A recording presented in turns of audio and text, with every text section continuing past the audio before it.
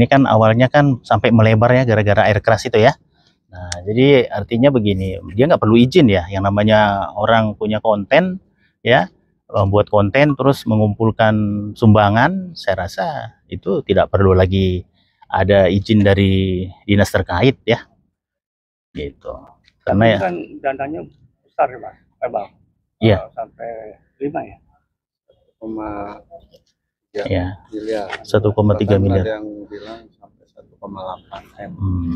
Nah, Ya, apakah itu ada rasa khawatir juga nggak sih? Artinya pengumpulan dana terkait donasi ini kan masih dalam perdebatan juga. ya jadi sebenarnya itu tidak perlu diperdebatkan, itu sudah jelas ya. Uang itu dari mana? Itu juga bukan pengumpulan dana dari masyarakat, bukan. Itu sumbangan sukarela, orang spontan kasih udah. Nah, jadi tidak ada lagi embel-embel itu, oh harus ada syaratnya, oh harus dipakai untuk operasi mata, bukan untuk yang lain. Itu tidak ada. Kalau sudah dia terima ya udah itu miliknya. Harusnya tidak perlu pindah tangan lagi gitu.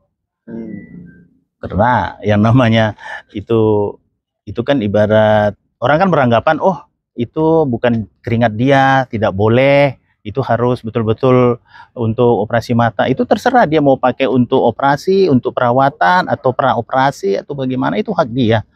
Itu udah milik dia. Nah, persoalan ini tetap itu milik Agus. Orang kan beranggapan, oh dia nggak keluar keringat mendapatkan itu, jadi dia tidak layak dapat itu uang. Oh tidak bisa. Itu sama seperti orang memberi hadiah, ya, memberikan honorium gitu ya. Honor memang itu bukan dia capek sampai berkeringat dapat itu uang, tidak, tapi tetap itu miliknya Agus gitu. Ya artinya begini, Agus ini kan bukan orang senang, bukan orang kaya, dia orang susah ya. Dia juga perlu untuk makan ya, untuk kebutuhan lain. Ini kan belum selesai, belum juga operasi udah dimasalahkan masalah uang, kan belum selesai juga. Buktinya masih banyak sisa itu. Jadi bisa aja dia mau berencana mau operasi, tapi uang itu mungkin dipakai dulu buat kepentingan pokok dia sehari-hari, kebutuhan pokok dia sehari-hari, ya itu sah-sah saja gitu. Ya, itu tidak masalah. Karena haknya Agus. Itu haknya Agus. Tapi kan Agus kan bisa bilang, ya saya kan belum selesai, nanti juga mau operasi, cuma nggak sabaran aja orang-orang pada nungguin kan gitu. Ya seharusnya dia nggak usah khawatir dengan harga ya, kita nggak tahu, orang mungkin tersentuh mau menyumbang lagi kan kita nggak tahu, tapi keburu-buru ini jadi ribut, jadi polemik di mana-mana, akhirnya jadi dia juga bingung mau harus berbuat apa gitu. Ya sebenarnya mereka datang atau tidak, mungkin seandainya mereka datang pun mereka mungkin masing-masing beranggapan ini nggak ada jalan keluar, jadi ya nggak tahu mereka nggak datang karena apa. Tapi kalau saya lihat sih akan tidak ada jalan keluar ini gitu. Ya donasi itu yayasan punya hak sepenuhnya. Mereka mau gunakan untuk apa? Ya tapi kalau sudah dari awal memang untuk Agus, ya Agus lah yang paling tepat menggunakan yang uang 1,3 itu. Yayasan itu kan tidak ada cerita untuk minta kembali. Emangnya ini apa namanya seperti koperasi bisa keluar apa uang masuk uang keluar, kan tidak. Yayasan itu kan bagaimana caranya mereka bisa membantu orang, itu kan apa mereka punya tujuan tuh, visi misinya kan. Ya, mungkin di ADRT-nya begitu, kembali uang yang sama gitu.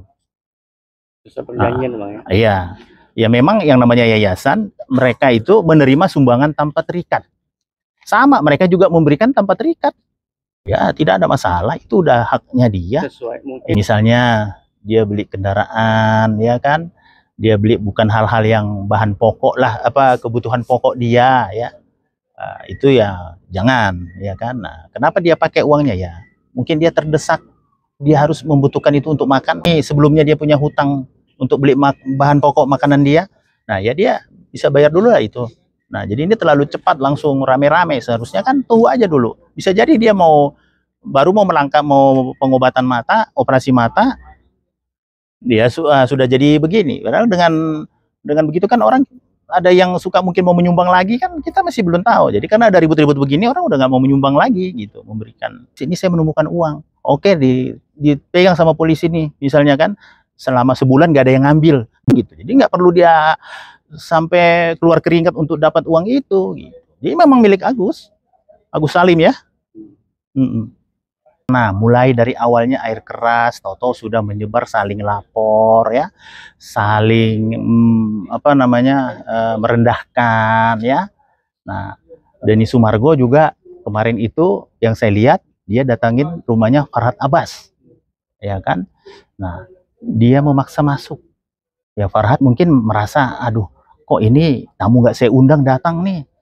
Nah, ya kan, ya udahlah, suruh masuk kan begitu. Karena udah dia video-video, dia juga nggak nyaman kan, ya udahlah masuk, suruh masuk. Ternyata pada saat masuk pun dia Farhad itu merasa ya kan yang ada ribut-ribut, salaman juga nggak mau ya.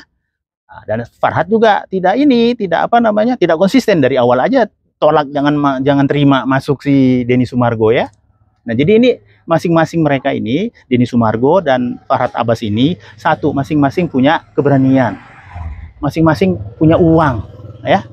Ya, masing-masing punya gaya ya, masing-masing lucu mereka ya. Nah, jadi mereka berpolemik di situ. Nah, itulah yang kita tidak apa namanya jadi tontonan masyarakat yang bagaimana caranya nih ya, kita jangan kalau bisa mereka selesai dengan damai ya. Contohnya nih masalah si Farhad katanya orang Bugis, terus si Denny Sumargo orang Makassar, itu kan sama itu.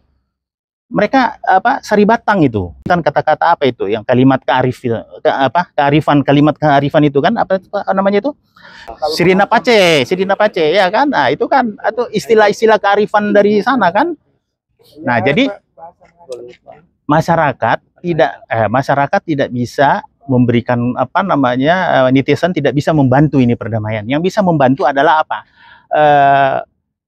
Organisasi Sulsel itu apa itu KKSS. Nah, KKSS itu panggil mereka berdua, stop, bungkam mereka, jangan bicara lagi. Nah, itu yang betul. KKSS panggil mereka berdua, suruh mereka bungkam, jangan saling ejek, jangan saling ribut lagi di media ya.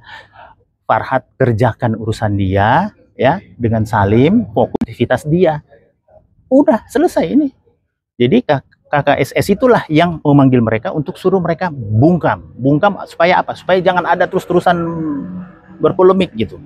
Ya kalau sudah ada yang mau lapor ya mau teruskan itu laporan atau tidak ya itu terserah mereka yang melaporkan. Terus ada satu lagi tuh yang saya juga melihat ada salah satu seorang dokter mengaku dia seorang dokter, mengaku dia seorang pengacara yang dia sekolah di Bali itu, dia bilang katanya, wah bagaimana ini? Enaknya lapor-lapor aja terus bisa langsung dicabut lagi. Emangnya gampang polisi itu hanya untuk kasih laporan begitu? Tidak ya, justru pekerjaan tugas polisi itu menerima laporan. Jadi kalau seseorang datang ke SPK untuk melapor, mereka langsung polisi itu ini untuk masyarakat daripada dia main hakim sendiri kan, lebih bagus dia melaporkan. Nah, dia melaporkan 1 jam kemudian dia mau cabut, itu urusan dia gitu loh.